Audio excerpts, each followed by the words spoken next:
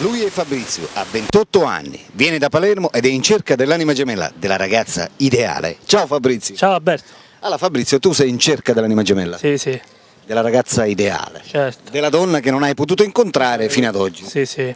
Quanto tempo è che sei single? Ho 1 anno e mezzo. 1 anno e mezzo. Significa che in 1 anno e mezzo tu non hai potuto incontrare la tua anima gemella? Sì. Nessuna ragazza che ti ha conquistato? Purtroppo c'è stata una ragazza, diciamo, che l'ho conosciuta, al tempo che io, diciamo, che praticavo io lei, questa ragazza non aveva intenzioni serie con me. Sì.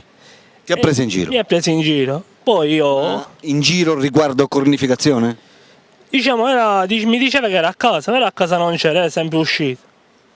E io diciamo... Ti è mancato di rispetto sotto questo senso? Sì, sì. Quindi ti ha fatto le corna? No, di corna no, però diciamo mi ha fatto una mancanza che mi ha detto che era a casa, e a casa non c'era, a fare shopping con amiche, Certo. amici.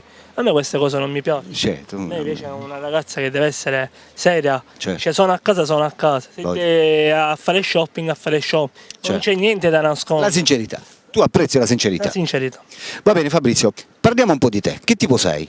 Sono un tipo che mi piace lavorare. Sì. Fa lavoro, poi quando io sono tempo libero mi piace uscire con la mia ragazza, con Coral, poi se sarà diciamo di più una ragazza per me io l'accetto meglio. Certo. Pure che c'è una bambina questa ragazza che a me non mi interessa niente, a me mi interessa solo la sincerità. La sincerità. E quella è la base principale. Sì. Poi come si dice, se sono fiori sbocceranno. Certo. Oggi come oggi un ragazzo serio come me penso che non ce n'è, perché le cose non è la bellezza di una donna, è la maturazione di una ragazza. La maturità. La maturità. Certo. Va bene Fabrizio, tu lavori? Sì, sì. Che lavoro fai? Commerciante, frutta e verdura. Sì. Sei di Palermo originale? Sì, sì. Hai la macchina, ce l'hai? Sì. Ti puoi spostare, puoi andare Sì, ovunque. sì. Quest'anima gemella, questa ragazza, questa donna ideale, la dovremmo cercare qui nelle zone di Palermo oppure va bene in tutta la Sicilia? Tutta la Sicilia. Quindi da qualsiasi parte l'importante è che tu trovi questa donna con cui vai d'accordo. Certo. Tu credi all'amore, sì? Sì, Va bene, sei un uomo di sani principi? sì, sì.